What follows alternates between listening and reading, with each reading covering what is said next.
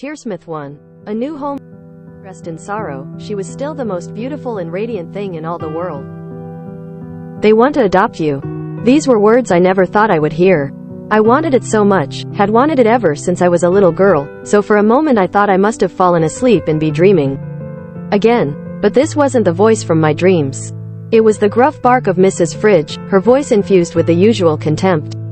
Me? I gasped incredulously. She sneered at me with a curled upper lip. You're sure? She gripped her pen with her pudgy fingers, and I flinched under her glare. Have you gone deaf? She snapped. Did all that fresh air block your ears? I hurried to shake my head, my eyes wide in disbelief. It wasn't possible. It couldn't be. No one wanted teenagers. No one wanted older children, never, not under any circumstances. It was a proven fact. It was like in the dog shelter everyone wanted a puppy, because they were cute, innocent, and easy to train. No one wanted a dog that had been there its whole life. This had been a difficult truth for me to accept, having grown up under that roof. When you were little, they would at least look at you. But gradually, as you grew up, those looks would become fleeting glances, and their pity would carve you into those four walls forever. But now, Mrs. Milligan wants to have a little chat. She's downstairs waiting for you. Show her around the institute and try not to ruin everything. Keep your head out of the clouds and with a bit of luck you'll be out of here. My head was spinning.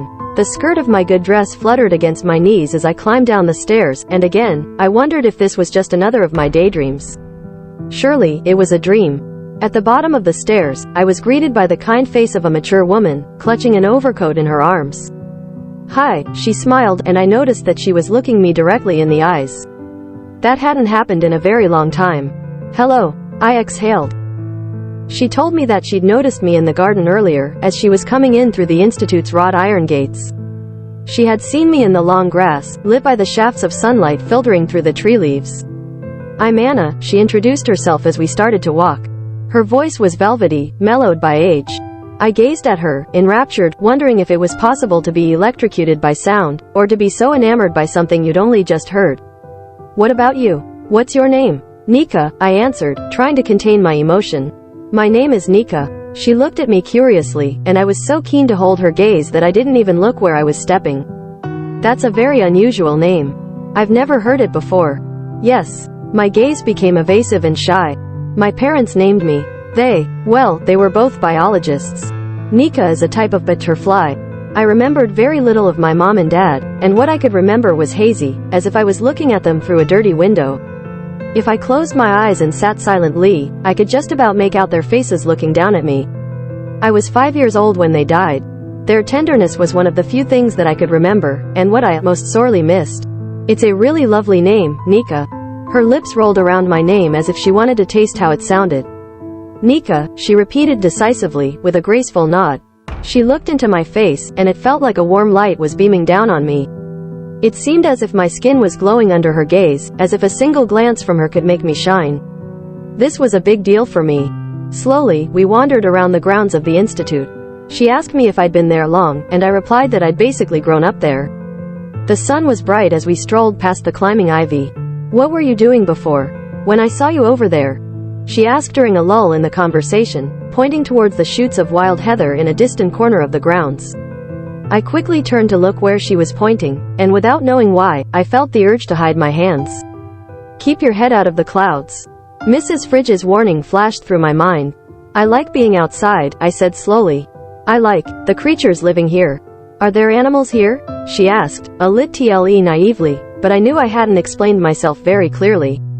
Little ones, yes, I replied vaguely, taking care not to step on a cricket. Often, we don't even see them. I blushed a little as we caught each other's eyes, but she didn't ask me any more questions.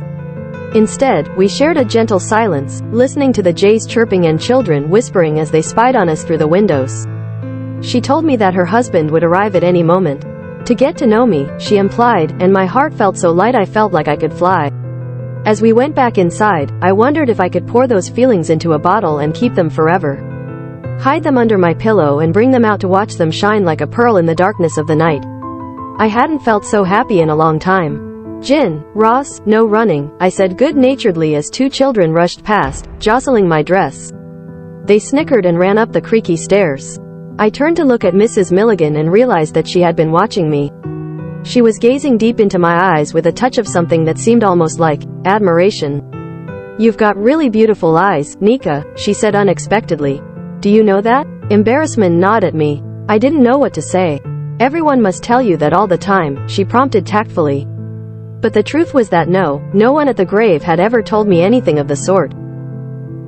The younger children would sometimes innocently ask me if I saw colors like everyone else did. They said my eyes were the color of a crying sky, because they were a strikingly light, speckled gray. I knew that many people thought they were unusual, but no one had ever told me they were beautiful. At the compliment, my hands began to tremble. No, but thank you," I stammered awkwardly, making her smile. I discreetly pinched the back of my hand and felt the slight pain with an infinite joy. It was real. It was all real. That woman was really there. A family, for me. A new life, away from all of this, away from the grave. I had thought that I would be trapped inside those walls for much longer. For another 2 years, until I turned 19. That's when you legally become an adult in Alabama. But now, perhaps I wouldn't have to wait to come of age. I had given up praying that somebody would come and take me away, but now, perhaps. "What's that?" Mrs. Milligan asked suddenly. She was looking around, captivated. Then I heard it too. A beautiful melody. Deep, harmonious music was reverberating through the cracks and flaking plaster of the Institute's walls. An angelic sound floated through the grave, as bewitching as a siren's call. I felt my skin crawl. Mrs. Milligan wandered towards the sound, entranced. There was nothing for me to do but follow her. She reached the arched doorway into the living room and came to a stop. She stood, bewitched, staring at the source of this invisible wonder. The upright piano was old, clunky and a bit out of tune, but despite all of that, it still sang sweetly. And, of course, those hands. Those pale hands and those sculpted wrists, flying fluidly over the keys. "Who is he?" Mrs. Milligan breathed after a moment. "Who is that boy?" I clenched the skirt of my dress in my fists. I hesitated, and at the other end of the room, the boy paused. His hands came to a gradual stop. His squared shoulders were a stark silhouette against the wall. Then, gradually, as if he had been expecting it, as if he already knew, he turned around. His hair was a dark halo, as black as a crow's wings. His face was pale, with a sharp jawline and 2 narrow eyes that were darker than coal. There it was, that fatal charm. The seductive beauty of his pale lips and finely fizzled features made Mrs. Milligan fall silent at my side. He looked over his shoulder at us and his hair flopped over his lowered, shining eyes and high cheekbones. Trembling, I was certain I saw him smile. "That's Rigel." I had always wanted a family, more than anything else in the world. I had prayed that there was someone out there for me, ready to come and take me away with them, to give me the chances that I had never had. It was too good to be true. If I stopped to think about it, I still couldn't believe it. Or maybe, I didn't want to believe it. "Is everything all right?" Mrs. Milligan asked me. She was sitting next to me in the back seat. "Yes," I made myself say, forcing a smile. "Everything's great." I clenched my fists in my lap, but she didn't notice. She turned back around to look out the window, and every now and then would point out a feature in the landscape rushing past. But I was hardly listening to her. Slowly, I turned to look at the reflection in the mirror in front of us. In the passenger seat next to Mr. Milligan there was a shock of black hair brushing against the headrest. He was staring indifferently out the window, his elbow propped against the car door and his head leaning on his fist. "That's the river down there," Mrs. Milligan said, but his dark eyes did not look at where she was pointing.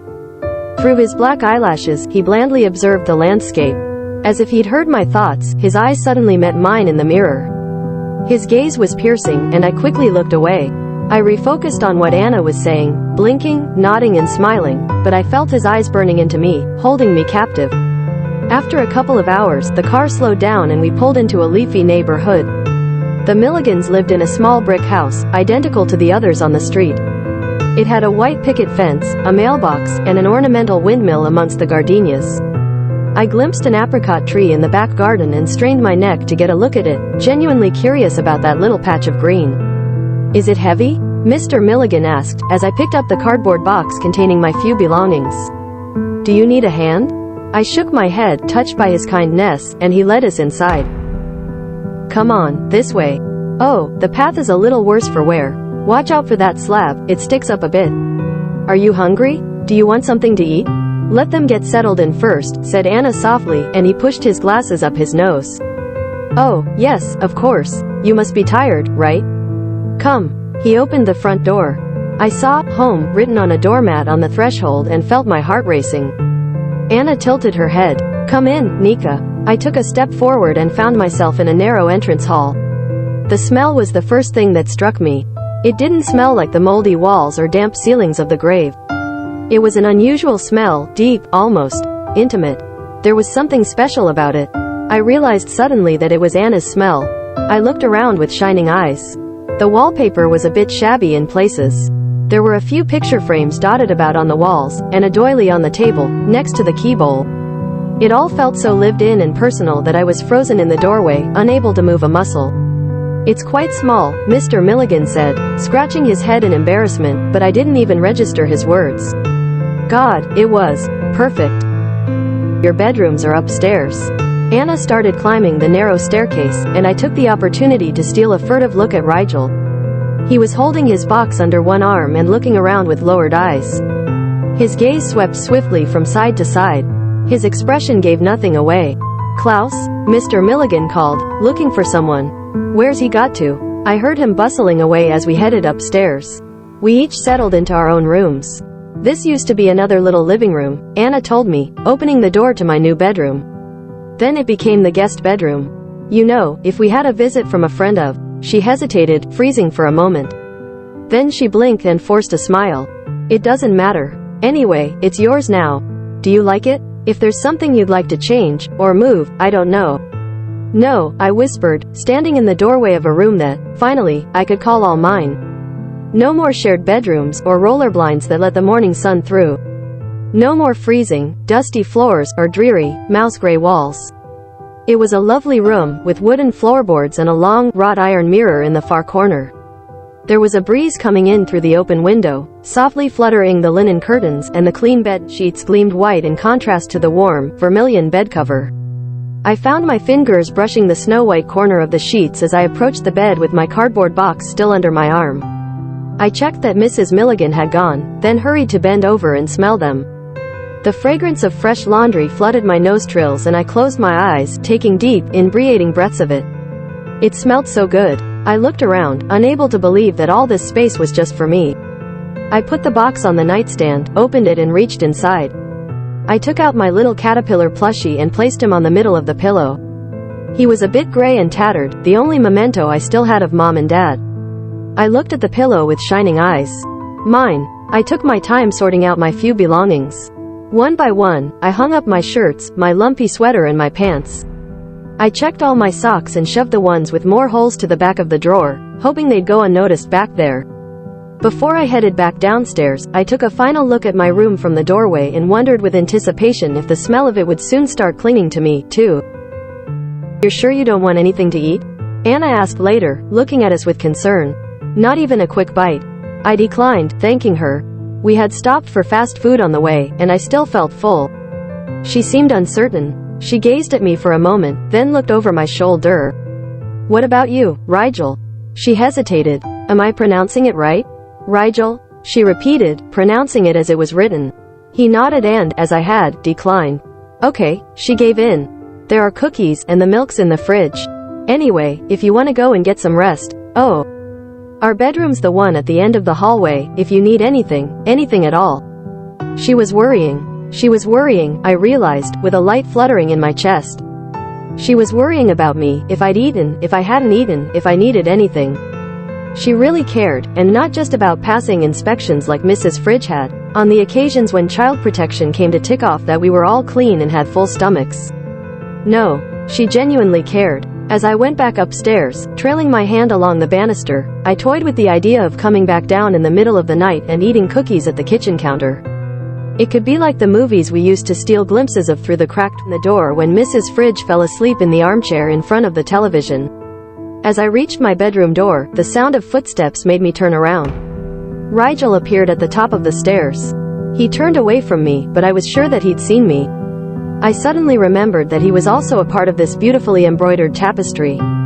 That this new reality, however precious and coveted, was not all sweetness and light, warmth and wonder. No, it was tinged with darkness around the edges, like a burn, like the scorch mark from a cigarette. Rigel, I whispered, and I heard his name as if it had leapt spontaneously out of my mouth. He was standing still in the middle of the empty hallway, and I wavered, uncertain. Now that were what? He asked in a harsh, venomous way that made me flinch. Now that we're here, together, I went on, looking at his back. I want it to work out.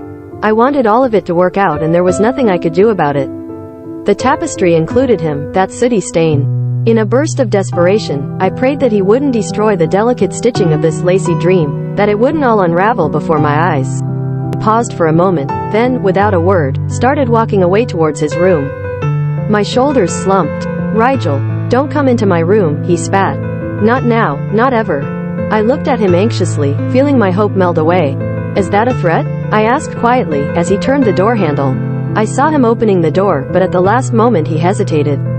With a jerk of his sharp jaw, he turned to glare at me over his shoulder, and just before he closed the door, I saw his lips viciously curling into a sneer of condemnation. It's advice, little moth.